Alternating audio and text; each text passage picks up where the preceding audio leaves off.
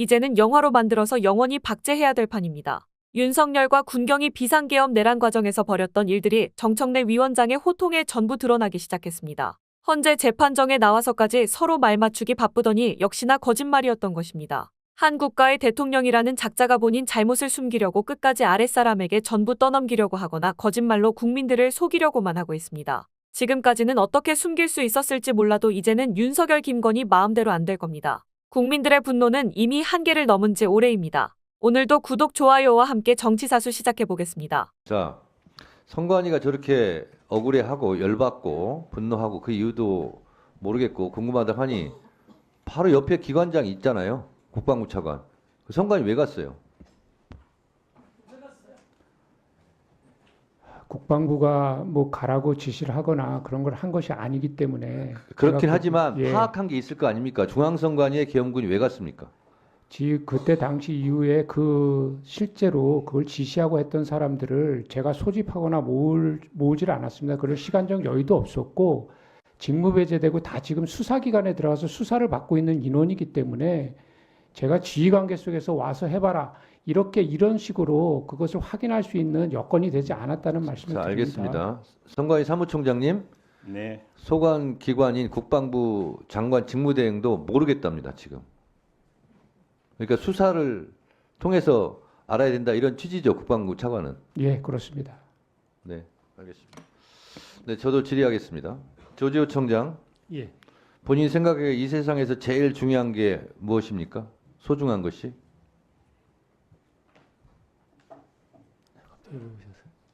조지호 청장의 생명 아니에요? 제일 소중한 것이? 예. 누구한테 폭행 당해본 적 있습니까? 없습니까? 어릴 때는 좀 있는 것 같습니다. 폭행 당해본 적 없죠? 어릴 때 좀 있는 것 같습니다. 많이 맞았습니까? 뭐 많이 맞지는 않았지만 맞은 적은 있습니다. 그렇습니다. 맞을 때 기분이 좋아요, 나빠요? 아파요? 당연히 뭐 그렇죠. 네. 자, 무고한 시민, 국민들이 불법적인 폭행을 당하고 있어요. 경찰이 가서 더 때려야 돼요? 말려야 돼요? 경찰은 당연히 말려야 되죠? 예. 이번에 말렸습니까? 저희들 뭐 여러 말렸어요? 안 말렸어요? 저희들은 사실 그런 그 우발 사태를 대비하기 위한 자, 그 경력 배치라는 청장 잘 들으세요. 경찰의 흑역사 수없이 많지만 3.15 부정선거로 최인규 내무부 장관이 교수형에 처해졌습니다. 탁친이 억하고 죽었다. 박종철 고문치사 사건을 일으킨 것도 경찰입니다. 이번 12.3 비상계엄에 주동자는 아닐지라도 부역한 것이 경찰이에요. 국가의 세금으로 운영되는 군의 특수부대가 총 들고 암살, 납치 하는 특수부대들이 중무장을 하고 야투경을 쓰고 국회에 들어와서 국회의원을 잡아가고 구금하고 체포하려고 그랬어요. 그럼 경찰이 말려야 되는 거 아니에요? 거기에 같이 동조를 합니까?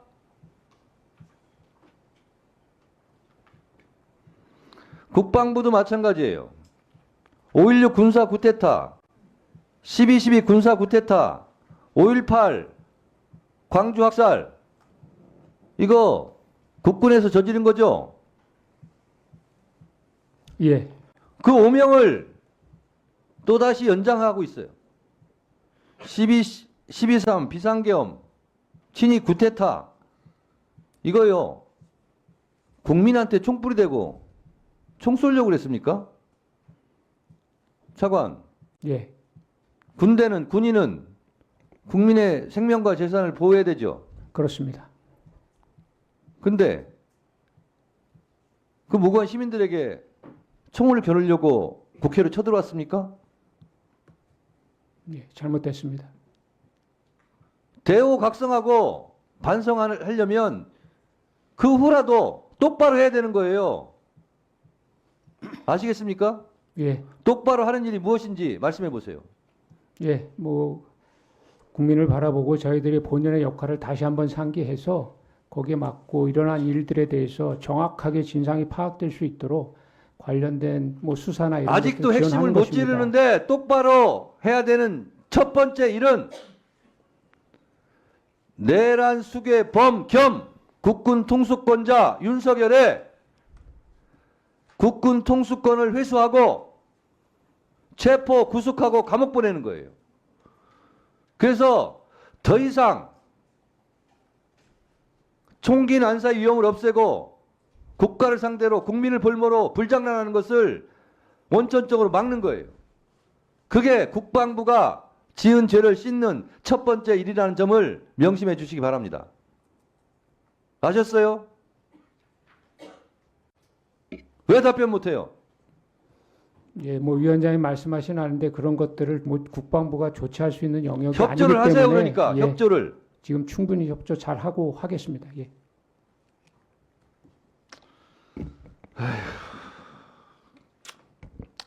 더 이상 토론하실 위원님 안 계시면 토론을 종결하겠습니다. 헌재 대심 판정에서 있었던 이제 변론 내용입니다. 국회의원이 아닌 요원을 끌어내려고 했던 것이다. 어떻게 들으셨어요? 뭐 여러 장면들이 있었습니다만. 정말 가만히 듣자 하고 있으니까 국민들을 너무 바보 멍청이로 아는 것 같다. 이제 예. 이런 생각이 들었고요. 예. 아니, 왜 그럴 거면은 계엄이 아니라 개헤엄을 발령했다고 하던가 게임을 했다고 얘기하지. 진짜 너무 국민을 상대로 끝까지 말장난을 하는 거다. 사실 이런 생각이 들었고요. 예. 이게 그러니까 그런 거잖아요. 윤석열 대통령이 곽종근 사령관한테 한 얘기까지 이제 종합해서 생각을 해보면은 네. 의결 정족수가 다 안 채워진 것 같으니까 빨리 문을 부수고 들어가서 안에 있는 사람들을 끄집어내라. 이제 이렇게 얘기했다는 건데 예. 아니 요원이 의결 정족수가 있습니까? 말이 안 되는 거죠. 그리고 요원들 빼내는데 왜 헬기까지 투입했죠? 말이 안 되는 거죠. 그리고 빼낸다는 표현은 우리 국어적으로 상대방의 의사에 반해서 뺀다는 뉘앙스가 있지 않습니까? 그렇죠. 예. 근데 요원을 뺀다라고 할 거면은 요원을 철수시킨다고 표현을 하죠. 요원이 빠진다고 표현을 하죠. 예. 빼낸다고 하지 않습니다. 예. 그래서 이거는 정말 국민들을 좀 바보로 아는 거고요. 뭐 요원 말고도 뭐 계엄령이 아니라 개몽령. 계몽령이다? 누가 누구를 계몽한다는 거예요? 지금 국민들이 우매해서 국민들을 계몽한다는 건가요? 그러니까 계몽할 정도의 수준도 안 되는 분들이 지금 이런 얘기를 하는 거라서 더 어처구니가 없고 예. 이게 마치 도둑질을 하다가 걸렸는데 보안 점검 해주려고 한 거야. 내가 너네 보안이 튼튼한지 내가 봐주려고 한 거야. 이제 이런 변명을 하는 것처럼 들려요. 그래서 어질어질했었고요. 예. 그 사실은 이게 계몽을 위해서 계엄령을 발령한 거다라고 하는 것 자체가 사실 그 자체로 자신들의 위헌, 위법, 범죄를 자백하는 거기도 합니다. 왜냐하면 우리나라 헌법과 계엄법에는 명백하게 전시, 비상 상황에서만 계엄을 발령하도록 되어 있고 그 외에 다른 사유로는 발령하면 그게 위헌, 위법이거든요. 그런데 계몽하려고 했다? 이거는 완전히 불리한 진술, 그러니까 즉 자백이죠.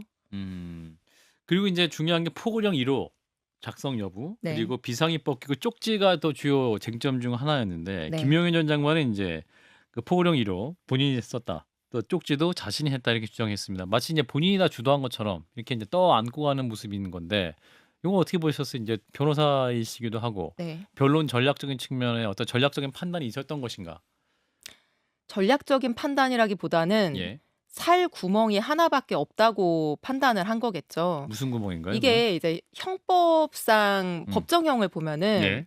내란의 이제 우두머리는 사형 또는 무기징역이죠. 예. 근데 모의에 참여했거나 주요 임무를 종사한 사람은 사형 또는 무기징역 또는 5년 이상의 유기징역이거든요. 예. 근데 유기징역은 상한이 30년입니다. 그러니까 주요 임무를 종사했는데 그중에 가장 급이 낮은 사람은 뭐 5년, 10년 정도 되는 거고요. 그거 중에 가장 급이 높은 사람은 예를 들면 양형 기준으로 따진다고 하면 이제 30년인 거예요. 네. 그러면은 이 김용현 장관처럼 자기가 뭐 온갖 거에 지금 관여한 거 아니겠어요? 예. 국방부 장관일 때? 그러면은 적어도 어림잡아 뭐 한 20년, 30년은 되지 않겠습니까? 양형 예상할 수 있는 양형이. 예. 그러면은 지금 이분 연세가 얼마인데 20년, 30년 생각하면 뭐 까마득할 거 아니겠어요? 예. 그래서 본인이 여기에서 살아날 방법이 사실은 없는 거예요. 예. 조금 뭐 잘못을 윤석열 대통령한테 전가를 해봤자 뭐 20년이 18년으로 깎이는 정도일 거 아니겠어요. 그래서 살 방법은 딱 하나인 거죠. 윤석열이 부활해서 본인을 나중에 사면시켜주는 거 정도? 아주 희박하지만. 예. 그래서 그 희박한 유일한 가능성에 희망을 거는 거 아닐까요? 저는 그렇게 봤습니다. 그렇군요. 그래서 이제 대통령 주장과 또 상반된 진술을 한 분들이 있습니다. 이를테면 홍장원 전 국정원 1차장 네. 전 곽종근 특수사령관 등이 앞으로 이제 또 헌재 증인으로 출석할 예정인데 네. 이분들은 이제 일관되게 진술을 하고 있는 것 같아요. 국회에 그렇죠. 나가서는. 네. 근데 헌재에 나가서 일관된 진술을 하게 될 텐데 네. 어제 장면을 보면 대통령이 또 증인에게 직접 말도 하고 막 대화도 하고 막 그러더군요. 네. 네. 어떤 상황이 벌어질 거라고 판단하세요? 제가 일단 좀 기대가 돼요. 기대가. 대통령 측이 어떻게 반박을 할지 제가 기대가 돼서 예. 상상을 해봤어요. 예. 홍장원 국정원 차장이 예. 이제 얘기한 게 대통령이 전화해가지고 음.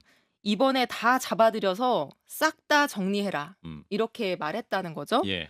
근데 제가 예상을 해봤어요. 그래서 그 말은 다 잡아들여서 그분들 소지품을 정리해 드리라는 의미였다. 뭐 이렇게 혹시 변명을 하는 거 아닐까라는 이제 생각까지 들고 있는데 예. 홍장원 차장은 대통령한테 그 전화를 바로 받고 나서 직후에 여인영 사령관한테 바로 방첩사령관. 전화를 했다는 거고요. 예. 그리고 나서 몇 분 있다가 국정원장한테 직접 가서 대면 보고를 했다는 거예요. 예. 그러면은 이 여인영과의 통화에서 당연히 직전에 통화한 내용이 언급이 됐겠죠. 예. 대통령이 이렇게 말씀하시는데 음. 그 내용이 뭡니까라거나 체포 뭐 누구 뭐를 지원해야 됩니까라는 대화가 있는 거고요. 예. 거기에 대한 여인영 사령관에 대한 조사 내용들이 다 검찰에 있을 것이고 예. 국정원장도 지금은 뭐 보고 안 받았다 이렇게 얘기하고 있지만 조사 과정에서 그 내용도 밝혀지겠죠. 그러면 홍장원 차장의 진술의 신빙성은 이제 그걸로 결정이 될 겁니다. 예. 근데 홍장원 차장이 그날 당일에 이 통화 종료 후 5분 후 그리고 30분 후에 했던 말이 본인이 지금 하고 있는 대통령의 통화 내용과 일치한다면은 예. 그거는 대통령이 어떻게 반박을 하더라도 이 사람의 진술의 신빙성이 인정이 될 거고요. 예. 곽종근 사령관 같은 경우에는 이런 거예요. 이렇게 말했다는 거잖아요. 그 의결동족수 안 채워진 것 같으니까 빨리 문부수고 들어가서 끌어내라. 근데 이거를 처음 이분이 말한 게요. 12월 10일이에요. 그때 국회에 출석해서 처음 얘기했거든요. 박범계 의원. 네, 그 예. 질문에 이제 답을 한 거죠. 예. 근데 지금 얼마가 지났죠? 거의 한 달 반이 다 돼가거든요. 예. 이게 만약에 대통령이 곽종근 사령관하고 통화한 적이 없거나 통화하면서 이런 말을 한 게 아니거나 아니면은 이것도 요원이었다라고 하면은 한 달 반 동안 진작에 반박을 했을 거예요. 아하. 근데 이런 곽종근 사령관의 구체적인 진술, 통화 내용 언급에 대해서 구체적 반박이 지금까지 나온 게 없거든요. 이 말인즉슨 이게 사실이라는 거예요. 이제 와서 이게 뭐 한 달 반, 두 달이 지나서 헌재에서 나 그런 적 없다? 이거를 누가 믿나요? 믿을 수 없죠. 예.